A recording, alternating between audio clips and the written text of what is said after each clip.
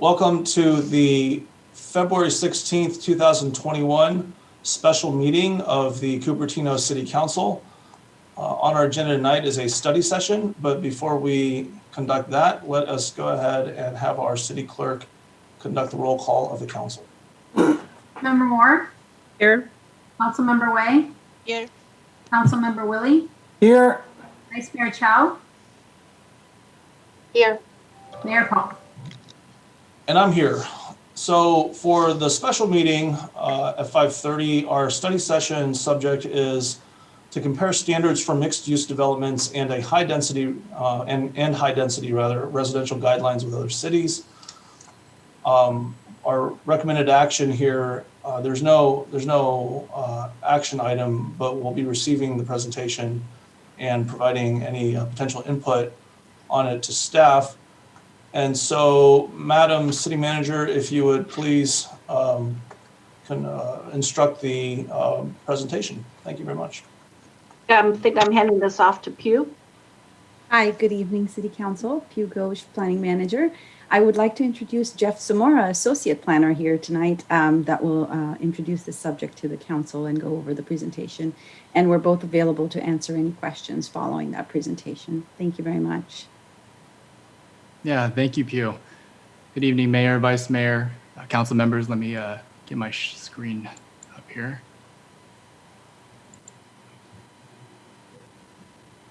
Okay. Can everyone see that okay? Great. Yes. Okay. So yeah, I'll be discussing, so Jeff Zamora, Associate Planner, will be discussing the mixed use, high density residential comparative study. First off, a little bit of background. This is part of the 2019-2020 City Council work program item, and the objective is to compare mixed use and high density residential standards in other cities and compare them with Cupertino standards. So first off, in putting together this study, we wanted to identify the best sources for measurable standards to compare among jurisdictions. So we identified three main sources. The first being zoning ordinances, which were useful when referenced by specific plans, but they didn't have much else by way of development standards specific to mixed use or high density residential development. So there wasn't a mixed use zone in a zoning ordinance that we could just look up and pull that information off. So we looked also towards general plans, which does have some density and FAR standards, but very little other by way of objective standards. Finally, we looked at specific plans, and staff determined that this was the best overall source for objective standards and criteria in order to compare them among other cities. So staff reviewed about a dozen municipal codes, those zoning ordinances, general plans, about 17 specific plans, and we narrowed it down to 5 specific plans within 3 jurisdictions. So 2 of those are in the city of San Jose, 2 of those are in the city of Mountain View, and 1 is in Santa Clara, which is still in public draft, but it was pretty comprehensive and staff wanted to use it in the study. So what are some of the reasons that we selected these specific plans? We were looking for areas with existing property characteristics that were similar to Cupertino, in lot size, lot depth, etc. We wanted to find areas that are located among major transit corridors, such as the heart of the city plan. And then we wanted to find locations that interface with existing adjacent residential development and plans that apply standards specifically for those situations. So the analysis focuses on objective standards within these plan areas. These documents have a lot of preference language and recommendation language, and they're useful in guiding development. But because the language can often be ambiguous, these were kind of difficult metrics to compare and evaluate. So non-objective guidelines were excluded from this analysis. And we wanted to look at categories that could apply to the scale and development pattern in Cupertino to the extent possible. And for that reason, the objective standards that we reviewed are setbacks, and guidelines that are adjacent to residential, ground level design, FAR and residential density, open space requirements, and parking requirements. So first off, we have setbacks. Off the bat, it's very context dependent. These setbacks vary based on a number of factors, such as whether a development is located along a major street, minor street, its proximity to residential, et cetera. They also have emphasized standards for frontages. So the intent of these standards for frontages is really to create a pedestrian-friendly space between the building wall and the curb line. That includes wide sidewalks, shade trees, landscape buffers, and activated uses for things like outdoor dining, outdoor seating, and gathering spaces. And then this table for comparison shows an average setback range in those surveyed cities, anywhere between 0 to 25 feet. And that could, again, depend on a number of variables. That includes things like what is the ground floor use, commercial or residential, where are the setbacks being measured from? So some of the plans measure from the curb line and they include the sidewalk width. Some of them measure starting from the back of the sidewalk. And then, what is the adjacent use across the street? In comparison, Cupertino's Heart of the City plan applies a 35-foot setback from face to curb, and that includes a 26-foot landscape easement and a 9-foot setback from the property line along Stevens Creek Boulevard. So I wanted to show this diagram, and this is from Mountain View's El Camino Real precise plan. And this just shows an example of the setback differences between a ground floor commercial use versus a ground floor residential or office use. So you see here that the commercial uses are set back a little less, and that's a little closer to engage with the activated uses, whereas residential is set back a little more, and that's to allow for enhanced privacy, features such as front porches and landscaping. So those are kind of just some visual differences. And then I also wanted to show these setback diagrams, and these are from the same Mountain View plan. And this contrasts kind of what a development potential could look like between one of their higher intensity areas and then one of their lower intensity areas. So their higher intensity area, which is the village center land use designation, it shows a maximum built to line. And built to lines are kind of exclusive in Mountain View and Santa Clara, the two of the areas that we studied that actually establish maximum setbacks that a building can be. So in this case, for Village Center, it's a 15-foot setback, and for a lower intensity area, you can look at a maximum setback of 25 feet. And these building footprints, they're for illustrative purposes, really only for this diagram, so it's not exactly where development is required to go. So moving on to adjacent to residential standards. So all plans have some type of standards to address new development when we're looking at them being adjacent to residential. The most common method is applying a daylight plane in one variation or another. So this is typically a 45-degree daylight plane or 1-to-1 ratio. So 1 foot setback for every 1 foot in height. Another standard is just applying greater setbacks. So exactly how that sounds. And then third is applying greater setbacks, or I'm sorry, when height limits and setbacks for additional stories. So that's when a development is adjacent to existing residential. You would limit the height of the new development at the setback line, and then you would apply a minimum step back for additional floors. And I'll have a diagram on the next slide to kind of help visualize that. But really quickly, here's just another comparison table. Both the cities and the surveyed cities and Cupertino, again, they applied those daylight planes. The difference is Cupertino applies a slightly higher daylight plane at 1.5 to a 1 setback to height ratio, as well as a 20-foot minimum rear setback, and then a side setback of either 10 feet or whatever half the height of the building is, whichever is greater. And this is the rear and the side setbacks are in range of the surveyed cities, which are anywhere between 15 to 40 feet setback.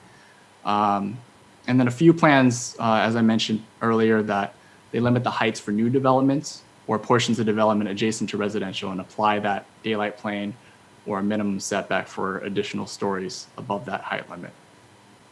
So just to help visualize some of these diagrams from those plans, figure 4.6 here is from Mountain View San Antonio precise plan. So this is showing for a new development that's adjacent to a 2-story residential zoning district.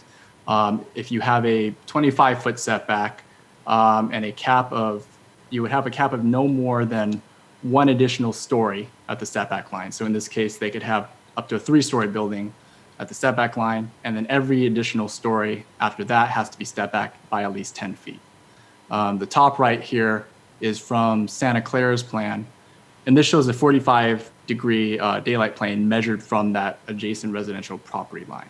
So again, the height limit is capped at no more than 1 story to a 2-story residential development, and then additional heights are regulated by this daylight plane. And then the bottom right diagram is from Mountain View's El Camino Real plan. And this actually shows treatment from an existing residential project or development that's across the street. So in this case, it sets a height limit for development when it's across from a residential with a street less than 80 feet in width. And then it caps that development to the maximum height of the residential zone within 40 feet of its own property line. And again, this wouldn't apply to streets that are greater than 80 feet in this case. So moving on to heights, staff observed that the tallest heights allowances in the specific plans concentrated, or they tend to be concentrated towards the center of the plan and along major intersections. And the lowest allowed building heights are along the periphery or the edges. So these areas also tend to have higher number of existing and proposed transit stops. And they are correlated to FAR and residential density. So usually the taller the building, the higher the FAR and the residential density. And some of the key points in this chart is that heights in the surveyed cities range from anywhere between 2 stories or 35 feet all the way up to 150 in some of the higher intensity areas. Now the average is between 65 and 85 feet. 100 feet is really the really kind of extreme range. And this is a broad range. But again, this kind of covers all of the land use designations in all of those surveyed cities. And I did want to note that height among all these cities is relative. So short buildings in a city like San Jose would not necessarily be considered short in Cupertino. So just to keep that in mind. And in contrast for Cupertino, the max height in an area like the North Elko Special Area is 60 feet, 75 feet on the Hamptons property. But typical heights along the major transit corridors like Stevens Creek and De Anza are 45 feet. And then in designated areas along certain residential neighborhoods, you have a height limit of 30. So I want to show this height diagram. This is from San Jose Stevens Creek Urban Village Plan. So first off, I wanted to identify the major intersections, and this is along Stevens Creek Boulevard. This is Lawrence Expressway, Saratoga, and then San Tomas Expressway. So as you see, the darker shades of blue tend to be concentrated around these intersections. So the dark blue here along Saratoga is 150 feet height allowance. Along Lawrence, you're looking at 120, 85 feet along San Tomas Expressway. But the bulk of the remaining parcels along Stevens Creek, again, they're more average height of 65 to 85. So there's only a small portion in this case on this plan that's at 45 feet. And these are kind of already, this is along a smaller residential street. They're mainly already developed townhomes. So this is kind of more of an outlier. So again, average height in like these typical plans are 65 to 85 feet. And then this in El Camino's Riel's plan in Mountain View. I just wanted to show this transit map here that shows the concentration of existing and proposed transit stops. And this kind of shows that many of the future BRT and potential BRT locations are going to be found along the intersections of the village centers and Castro Miramonte areas. And those are, again, the areas with those largest height allowances, much more so than the neighborhood corners in blue, which have considerably less. So we're kind of halfway through the presentation. I want to take this chance to, if anyone had questions, feel free to ask, or I can continue on. Why don't you go ahead and finish the presentation, and if we have any questions from council, we'll go ahead and entertain them then, unless we do have council that has any burning questions. I did see Councilmember Willie was turning off his mic. Are you okay with reserving your questions until the end of the presentations, John? Yeah, I think it's probably good just to save them for the end. Yeah, as much as I do have questions, I think it's better to go ahead and wait. Perfect, thanks. Yeah, please, Jeff. Okay. Feel free to finish your presentation. Sure. All right, moving on to ground level design. So these standards, first off, they have much more to do with ground floor commercial specifically. All these plans do identify some type of objective standards for ground floor commercial. So as I noted a little earlier, ground floor commercial uses tend to be set closer to the curb line. And again, that's just to engage a little better with those activated spaces. And usually it's a minimum of 5 feet setback closer compared to like a residential use on the ground floor. It's generally consistent. All the different plans that we looked at were generally consistent among each other for certain minimum dimensions. So 14 to 15 ground to ceiling height with a 40 to 60 foot depth for those commercial spaces. And then some of the land use designations within a plan, such as Mountain View and Santa Clara, may also require a certain percentage of commercial frontage.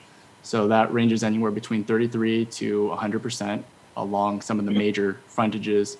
And then in certain areas, they have a ground floor commercial overlay in designated locations, which in that case, it has to be entirely commercial ground floor use. So in contrast, Cupertino doesn't have those type of minimum dimension standards, except it does have a minimum 75% active commercial frontage along those frontages, and then a 50% active commercial uses along the rear of the building. And here's just a diagram from San Jose's Winchester Urban Village Plan, and this is kind of just helping to visualize what those minimum depths and the minimum heights may be, and then kind of an example of what that could look like in the real world. And then again, just one more diagram to show that with a minimum 14-foot ground to floor height, showing some active street frontages, and then again, kind of what that could look like when applied. So moving on to floor area ratio and residential density. Again, these standards are highly variable.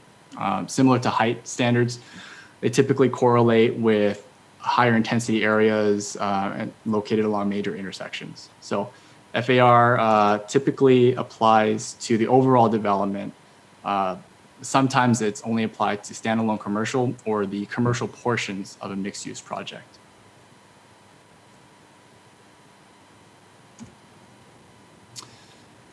And then just a comparison table again, residential density here shows that it can vary anywhere between 8 to 250 dwelling units an acre. Again, this 250 dwelling units an acre is more the extreme case. Typically, it's more between 45 and 60. And again, it's relative. 8 dwelling units an acre, for instance, is actually a very nominal number of lots within one of the urban village plans. And then FAR can range between 0.1 to 2.0 in lower intensity areas to 1.35 to 8 in some of the higher intensity areas. And in contrast, Cupertino's residential density ranges between 25 to 35 dwelling units an acre along Stevens Creek, anywhere between 15 to 25 dwelling units an acre along De Anza, and then up to 15 dwelling units an acre in Monte Vista. Cupertino has no established FAR for non-residential development. Instead, it regulates development with the development allocation table in the general plan. So I wanted to show just a few examples, and this is from Santa Clara's El Camino Real specific plan. And this just shows some of those development intensities for context. So they have a regional commercial mixed use designation with a density between 55 and 100 with a minimum commercial FAR of 0.2. And this is kind of what that could look like. Their corridor mixed use is 45 to 65 dwelling units an acre. It's kind of what that could look like. And then corridor residential, anywhere between 16 to 45 dwelling units an acre. And this is kind of more your traditional townhome style. So for open space, all cities have open space requirements for landscape requirements based on the total parcel area and or common usable open space and private open space by minimum square footage per unit. So they all require some type of parkland dedication or fees, and this is in compliance with the Quimby Act. And that dedication of land for public parks, they can include dedication of land for public parks. It can include an in lieu fee or a construction of publicly accessible park facilities or a combination of all three. So comparing these with Cupertino, again, that parkland dedication per Quimby Act is just a requirement among all of them as well as heart of the city. And then all cities, including Cupertino, set square footage requirements per unit for both common usable outdoor space and private outdoor space. Cupertino's numbers are within that range that the other cities require. And some cities such as Mountain View and Santa Clara require a certain percentage of open area or landscaping based on the overall parcel size. So to meet parkland requirements, a developer can incorporate courtyards, plazas, and parks into their projects. And these are really intended to be publicly accessible. And they can either be privately owned and publicly accessible open space, or it can be dedicated to the city either in land or an in lieu fee. So as mentioned previously, the common usable open space is required by cities, and that's set at a square footage per unit.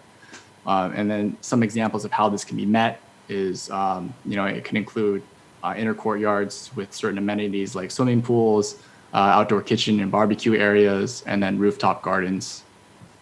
And then some plans also allow a credit towards the Quimby Act for a portion of common usable open space. So private open space, a few examples of how that can be accommodated. Really, it's balconies, front porches, patios, or decks. And then some plans allow a credit towards common open space requirements for a portion of private open space. And then finally, parking. So these specific plans, they all tend to default to the regulations in their respective parking ordinances and their municipal code. And parking requirements are based, or they're calculated based on the proposed uses within a development. And then cities can identify certain parking reduction strategies, and that includes submitting a transportation demand management plan or meeting certain criteria that is specified in their specific plan or their zoning ordinance.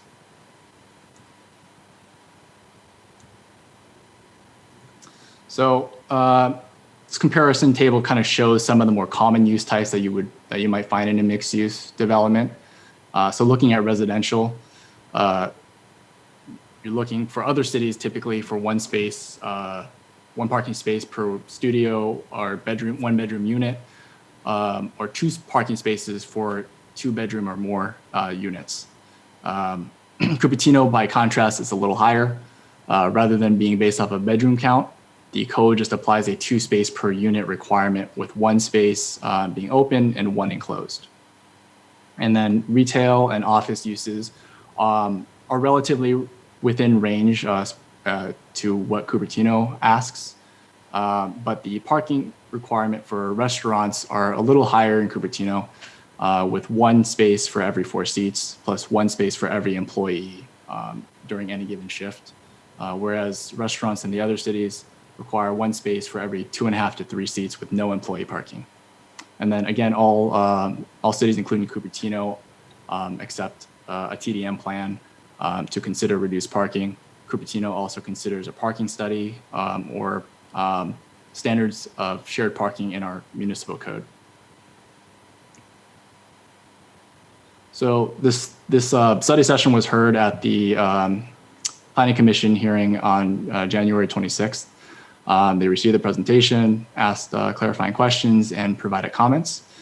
Some of those comments included why more progressive specific plans were not considered, or smaller cities. So more progressive specific plans, one identified was the Mountain Views Bayshore Precise Plan, and then why smaller cities such as Los Gatos was not part of the study. They also commented that the survey results do not necessarily suggest that Cupertino standards are comparable to survey jurisdictions. And staff responded that, to the earlier point when determining the jurisdictions to review, we wanted to survey specific plans that reflect common land use forms and transit availability and a similar development pattern to Cupertino. And we also wanted to make sure that specific plans that we looked at actually did have mixed use standards. So if they didn't have some type of objective standards for mixed use developments, those were not chosen. So, and then overall, staff thought that the standards from the other compared cities were overall similar to Cupertino. So in summary, Cupertino standards for mixed use and high density residential development are comparable to the specific plans of the surveyed cities, and that the city may consider adopting requirements for ground floor commercial design, including like the setbacks and the height and the depth requirements that the other surveyed cities have incorporated. And that's to allow for better scale and engagement at the street level. That concludes my presentation. Great, thanks, Jeff. All right, so we're at right before 6 o'clock right now. I'd like to, in the interest of providing some time before our regular meeting starts, get this wrapped up in about 35 minutes. So let us try, with 5 of us, let's try a few minutes each, 3 minutes each with the questions, and then we can open it up to public comment. Who would like to ask first? Either raise your hand on your Zoom or just raise your hand physically. Okay, I'm not seeing any hands raised, but I will call on Councilmember Willie. You did have a question in the first half at least, right? Yeah, okay. So kind of what strikes me in the presentation, good presentation, it covered a lot of material. I think it did leave, a few areas unexplored, which came up at the very end. The how come communities like Los Gatos weren't considered? And that kind of speaks to my earlier question. Several of the renderings or photographs, they show the higher density right out to the sidewalk. And what strikes me on that is the more massive it is out toward the sidewalk, the less attractiveness to the walking and pedestrian. And then I go back to what I was referring to. I'm happy to go to Los Gatos and get out of the car with nothing, no destination in mind, and walk up one side of the street and back on the other side of the street. And if I contrast that to downtown San Jose, when I have to go there for computer repair, I go straight to the destination and I leave as quick as I can get out. And so I see that as being something that I think staff. Councilmember Willie, I'm going to stop your time here. So we're going to be asking questions at this point. If you have any comments you'd like to make, I'm going to open it up to comments after the public has spoken. So did you have any questions that you wanted to ask staff of the presentation? No, it was mostly about the character and the walkability, promoting walkability. Okay, great. Let's reserve comments. Okay. So, okay, let's ask our other council members. Did you have any questions regarding the staff presentation? Councilmember Moore.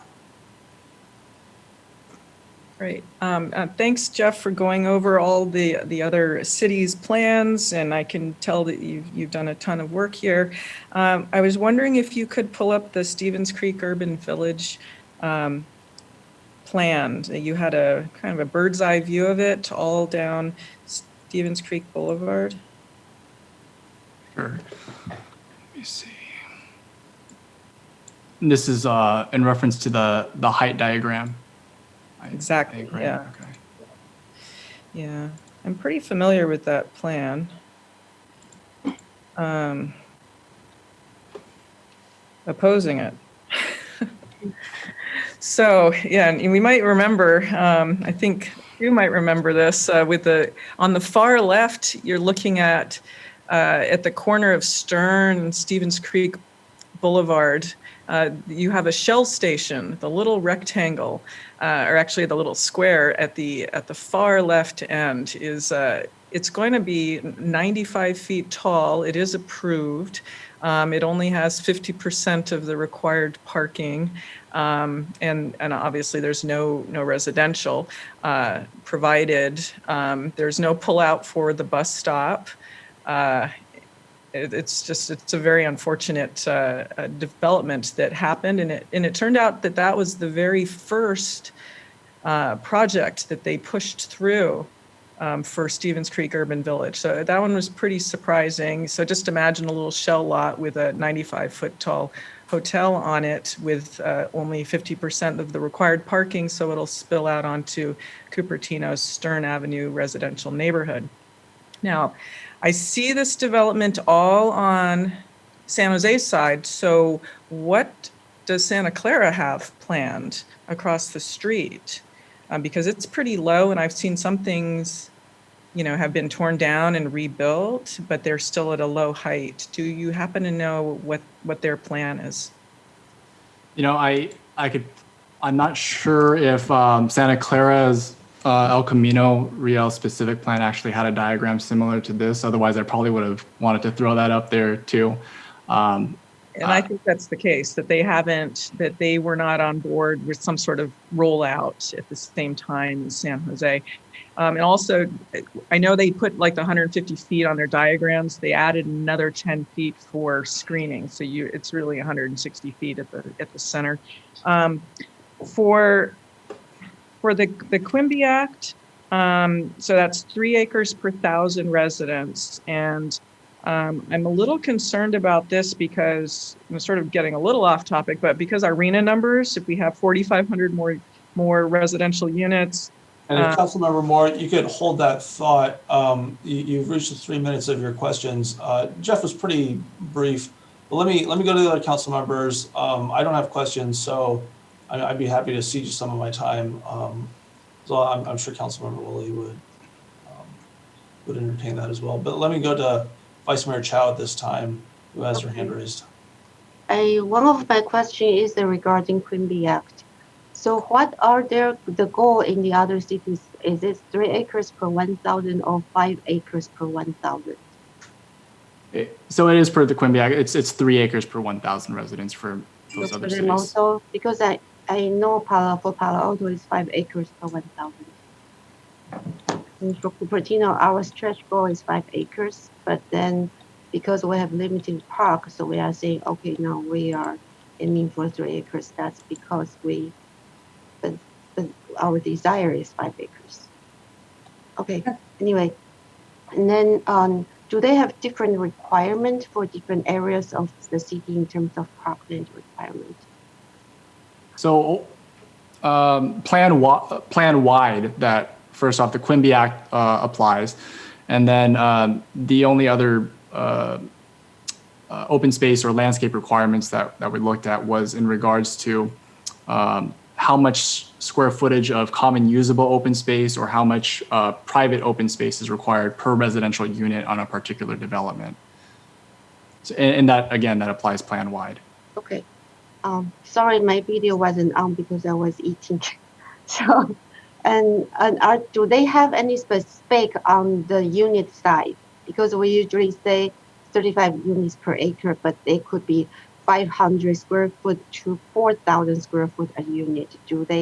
And also do they specify number of bedroom per unit in their zoning standards? And that wasn't specified in the specific plans. So none of them specify the size of units. Correct. That's interesting. And also I'd like to know, for Cupertino, my understanding is we right now only have setback and slope standards along artillery streets. We don't have any setback and slope standards along neighborhood streets or residential lots that immediately adjacent to commercial lot. We don't have any standard right now, right? Right. So the only daylight plane that we have applies to frontages along Stevens Creek Boulevard. So And only then- along Stevens Creek, and we have 0 standards along any other side of. Yeah, we have minimum. So we have minimum setback requirements exclusive for adjacent residential properties, and then I think that was the 20-foot minimum for rear property. In certain areas, we have 30 feet, and then for side property, we have a minimum of 10 or whatever the half the height of the proposed development height is going to be. That's that setback, whichever is greater. Right. If I may, we also have, Okay, we've hit Okay. the end of a 3-minute allocation for Vice Mayor Chow. Let me go to Councilmember Wei. Did you have any questions that you wanted to ask of staff? No, I don't have questions. I can give my time to Kitty or Liang. Okay, great. So Councilmember Woolley, are you doing the same thing? Are you ceding your time over to the other council members? I'd like to probably use it when we do Okay. the comments. Okay, well, we'll have you reserve it, and we'll have a fresh clock. But yes, we'll reserve that for you. So there's another 6 minutes between myself and Councilmember Wei. Vice Mayor Chow, if Councilmember Moore's okay with it, we'll have you wrap up your questions, or do you Okay. want to? One more. Just one more. So in Yeah. terms of the No, I'm sorry. Councilmember Moore, are you okay with that? Or do you want us to go back to you for, your next round of questions? I do have just a couple of questions, very brief. Okay, well, let's just do that. Vice Mayor Chow will come back to you. Okay, I have one more. In terms of No, availability. Vice Mayor Chow will come back to you after Oh, okay. Councilmember Yeah. Moore asks your question. All right, Councilmember Moore, your questions. Okay, Jeff, I think you showed us the plan, or you have the information for where the property line is in relation to the street, the curb line on Heart of the City. I'm just curious if there is some extra wiggle room between the curb and the property line there.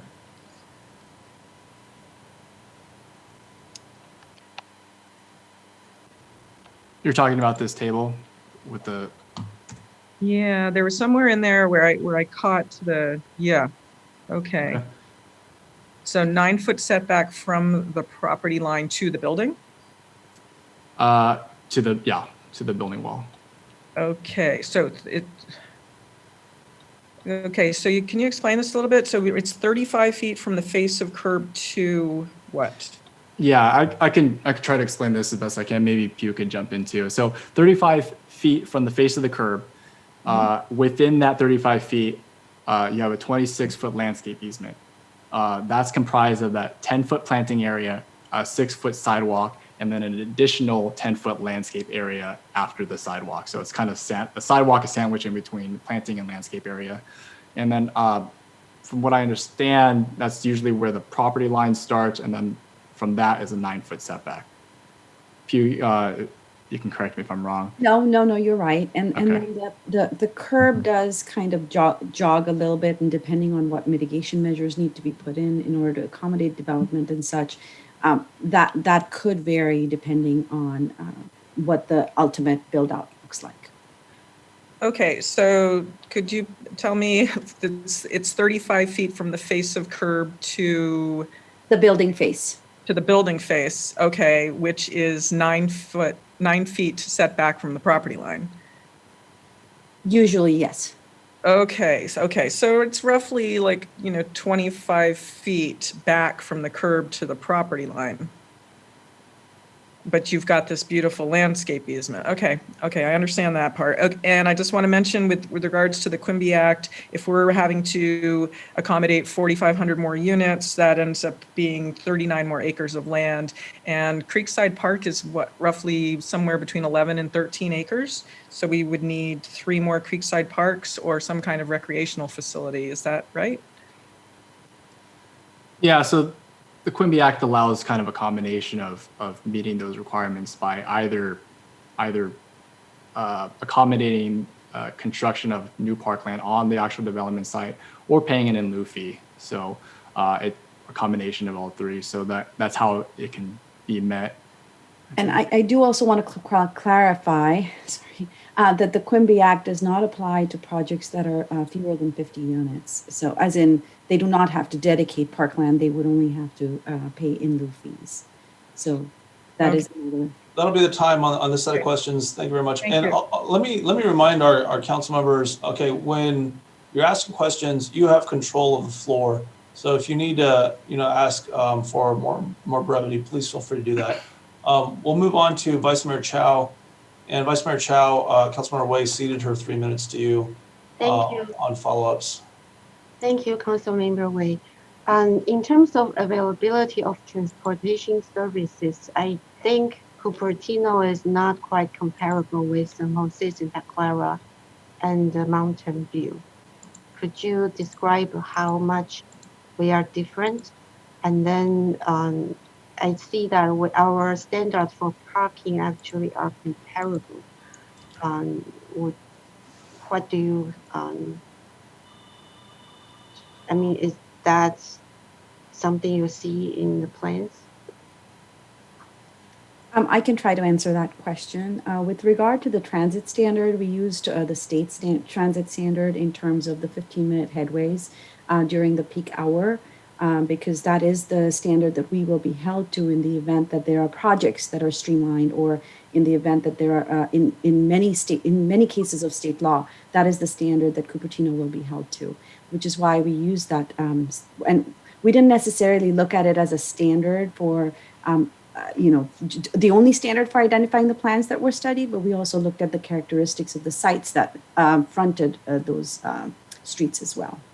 I guess what I mean is, yes, we barely meet the 15 minutes headway. And so what's the headway, I guess, frequency of bus services for the plans that we are comparing to? That is something that we'd have to look up, but they would be comparable. So do They they meet that also standard have as well. 15 minutes? I mean, they meet that standards, but are they exceeding that standard? Since we are comparing to them, we barely meet the standard.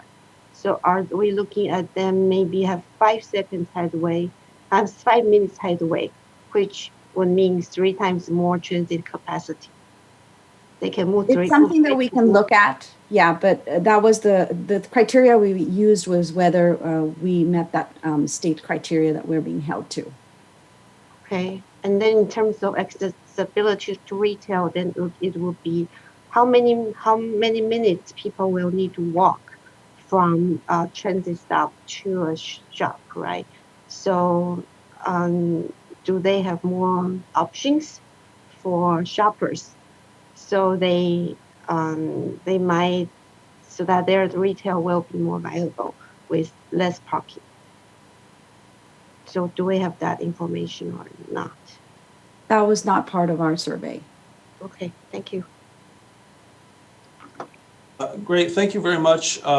You've kept it very timely. We are now at about 6:15.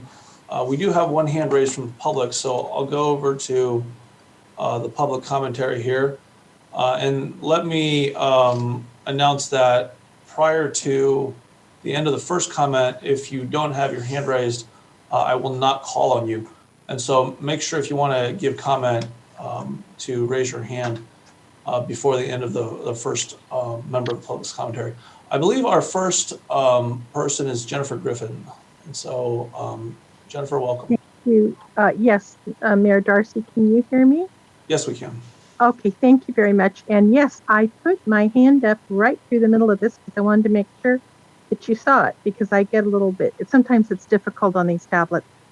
Yes, this was a very, very good discussion. I learned a lot about this. It's a difficult subject, but it's one of the ones that we're going to have the conversation about, because the Senator Wiener big housing bills are pushing this topic from Sacramento. And I think that some of the, if Sacramento looking at the rest of the cities, they don't see any difference between the cities. Their bullseye is 4 houses per lot, 8 houses per lot. They see no differentiation between our cities. And we are the ones that, because we live in the cities, we have an investment in them, we have to point out to these people that there are differences and it's not all cut and dry. I was there, as many of the city council members were, during the time that San Jose rolled out the Stevens Creek Boulevard Urban Village, and it is extremely onerous. They have 150 to 180 feet within feet of the Cupertino border, and we live there, and we're going to be having to stare at probably 15 to 20 stories if they do build this. I will tell you right now, I was driving along El Camino in parts of Sunnyvale recently, and it's beginning to look like a canyon effect. As Mr. Willie said, it's not pleasant to be down there. I find it very, very difficult to go down there anymore because it looks like you're in high-rise builds. There is no room to put in street trees on some of these areas on El Camino because the setbacks are not sufficient. Stevens Creek Boulevard in the San Jose area is going to be the same way. They would build into the middle of the road as they could. They have no room for street trees. They have no street trees. So we have to be very, very careful about what message we're sending to the state. These people in Sacramento are trying to take over our cities. We have every right to push back and say, no, we live here. We want trees. Also, I think that Sacramento trivializes the parking situation. I find that very, very condescending on their part because some of us do drive. And I think that it's very, very insensitive of Sacramento to not be thinking about older people, people who can't ride bicycles. I think that it's very, very blinded on their part. Also, I'm worried about open space. So I'm going to be living here the rest of my life, and we're going to All right, our next speaker is Peggy Griffin. Welcome, Peggy. Good evening, council members and staff. I want to thank the council and also the staff for this presentation. It's very informative. It's a complex topic, and so there's always something that's going to be needed. My comments in Cupertino over the years, mixed use is really mixed useless. I would like you to consider studying what designs actually work. We end up with tea shops and nail salons, and we never get a big someplace you can go and buy things. And one by one, these mixed use areas are coming back and saying, well, we can't do retail. We want to change it to office. So something has to be done to have rules that make it so that we don't get these little tiny places. Also, on ground floor commercial, consider specifying a minimum and max FAR. I don't know, I'm not a planner, so I don't know what that would cause. And why do we have a max depth of 60 feet? It seems to me like it would limit the size of a store. And does that mean that you can't have a grocery store or a department store or office supplies on the bottom floor? And like Councilman Willie, I agree that the Los Gatos style is very inviting. I look forward to going there. I like having the trees, as Jennifer Griffin spoke of. Also, Vice Mayor Chow says daylight planes, add them to the smaller streets, especially along beside residential. As you increase the height, these residential areas are going to start to become impacted by commercial height. Thank you. Thank you, Peggy. Our next speaker from the public is Lisa Warren, followed by a caller with phone number ending 0432, and that would be it. Welcome, Lisa. Thank you. I came to the meeting late, but I caught enough to get me a little riled up again. Sorry. So I would say best practice is to be as different from San Jose as possible. That's what our community wants. San Jose is not what we want. And that is reflected in surveys the city has done, workshops the city has done, and including a letter of May 18th, 2017 from then Mayor Sylvia Valladanathan outlining why Stevens Creek Urban Village Plan is not a good transition into what Cupertino expects, and to please take note of that. And of course, San Jose ignored it. Councilman Moore went to the 90-foot hotel on, it's less than a half of an acre property on a corner. They chiseled off some of the setback and made it even closer to the sidewalks and streets. And this is in a residential neighborhood. There are residences directly next to it. So they don't give a flying fig. And we don't want to be like them in any way, shape, or form, literally. So I will get that letter and send it if it needs reminding. I would like to reread it, but I can remember mostly the text, the gist of it, and I was happy it was sent. I also would like to comment if there's any shifting that needs to be done to accommodate required density based on what the state and ABAG and everyone is doing to everyone. I would suggest, now that we have this new bus turnout on Bub Road for certain reasons, it seems that makes it justifiable, if not downright need to be, if the density in the Monte Vista area is increased, because I noticed the numbers of the density per unit, per acre, is much lower there. And it's just become a time that's no longer, it's just not quote unquote fair anymore, if it ever was. But it made more sense in the past than it does now, given what's going on there and everywhere else. So I know I have a million more things to say, but I know this isn't a done deal. So I think that I'm just gonna call it a night. Thank you. And thank you for doing this, but San Jose is not who we want to compare ourselves to, for sure. Great, thank you, Lisa. Our next and final speaker is a phone number ending 0432. Welcome.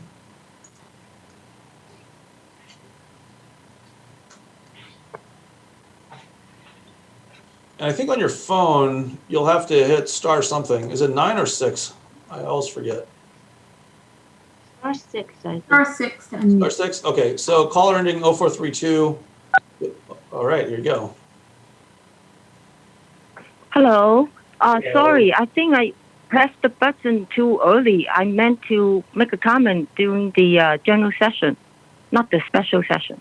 Oh, okay. Sorry about that. No worries. Just, yeah, keep your hand up once we reconvene at 6:45. Thank you. You're welcome. Okay, so let's go back to council.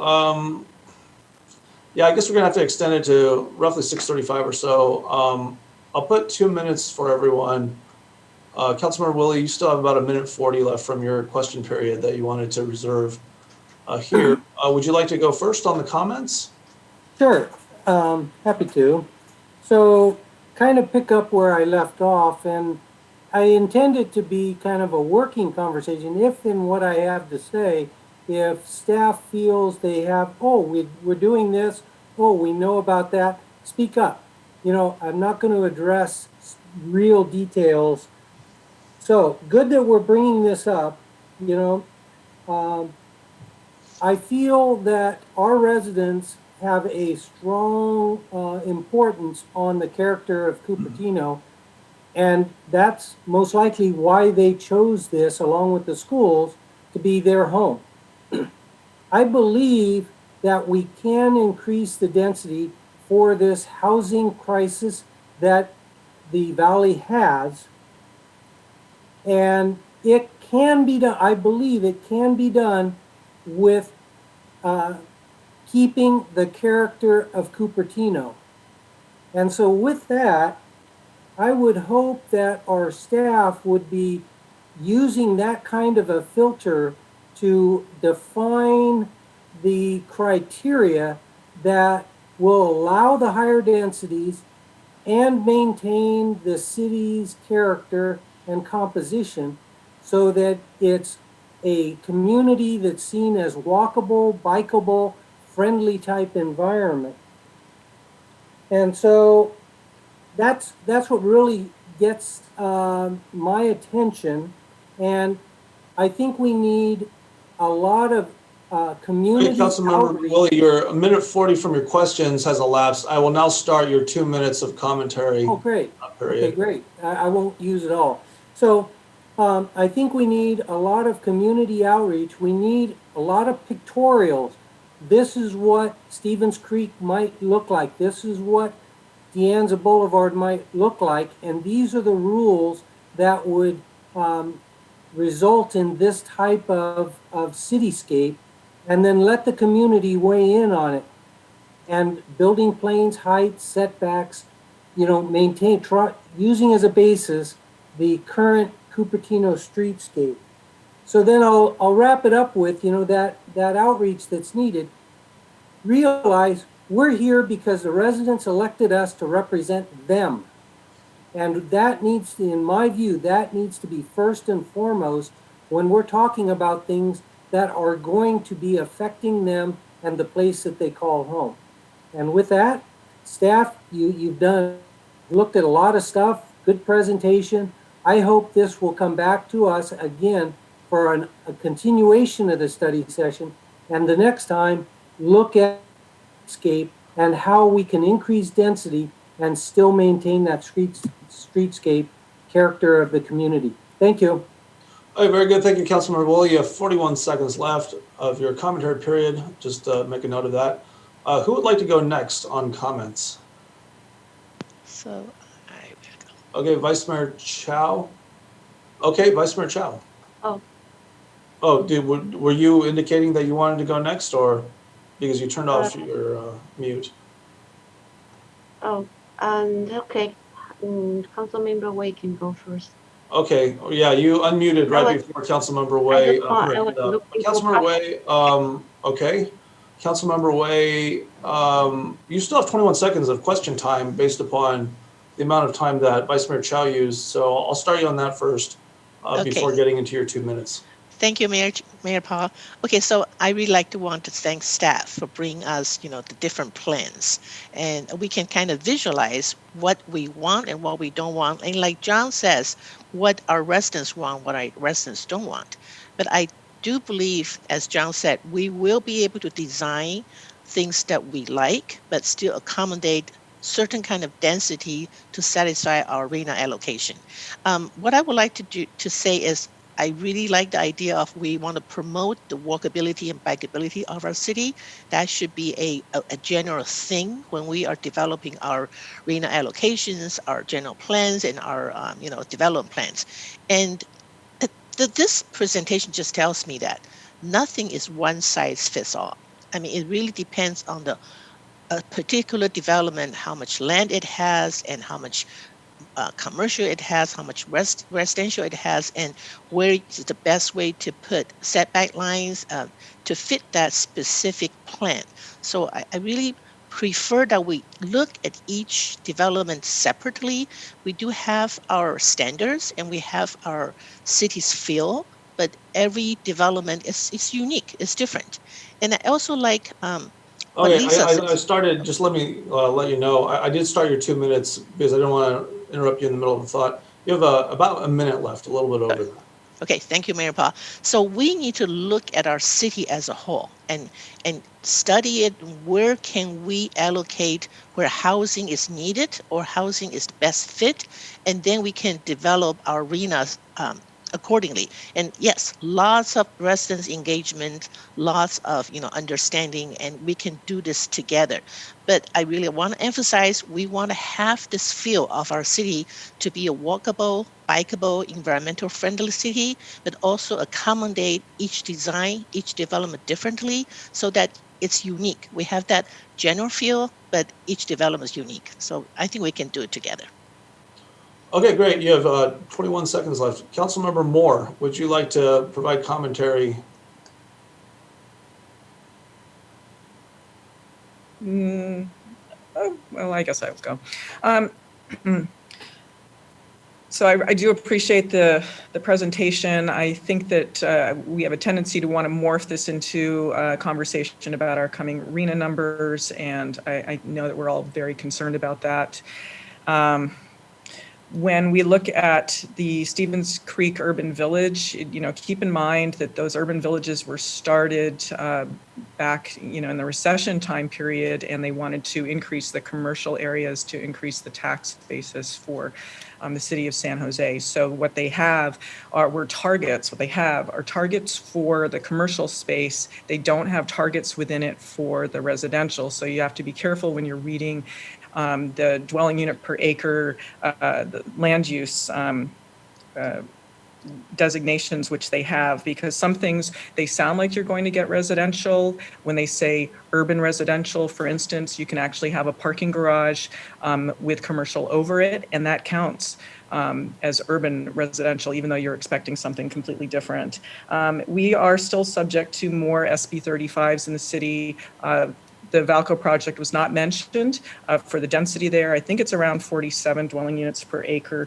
And we're also subject to density bonus law. So we can have the best intentions for height and imagine that we're going to have certain setbacks, but if a developer comes in and uses SB 35 or density bonus law, they can take concessions, unlimited waivers, and we really need to contact Sacramento in order so that we can actually have some control over what happens in our city. Thank you. Great, thank you. So you have 13 seconds left. And Vice Mayor Chow. Hi. So I think we would be seeing a general plan amendment coming up as we are doing the housing element. So what I would like to see is setback and slope standards for all streets, not just Stevens Creek. We need standards for Bob, Mary, Bollinger, Dianza, McClellan, and all other neighborhood streets. And we need the slope standard and shadow study for residential lots immediately adjacent to mixed-use sites. We don't have any standard right now. And I hope to find a way to regulate the size of units so that we maybe could have a minimum average unit size for certain sites. I've seen that, I think, in some other cities. So the staff can look into those. And also, as we have seen that if the retail units are too small, they can only be used for stores of selling certain things. So we need leasable commercial unit that are of certain significant size that meet the retail needs of Cupertino. Exactly how big we need, for example, for a grocery store or JCPenney or this kind of other retail, what's the size we need, I don't know, but I hope that staff can look into that. And then next thing is regarding the mix of retail. I think to have a viable retail strip that's walkable, people are willing to walk from one store to next. We need a really good mix. And I believe Los Altos and Palo Alto all have standards to kind of regulate what type of store and how they are mixing together. Okay, Vice Mayor Chow, that's your time. All right. Okay, so I'm the only one who hasn't gone yet, so I will make some brief remarks.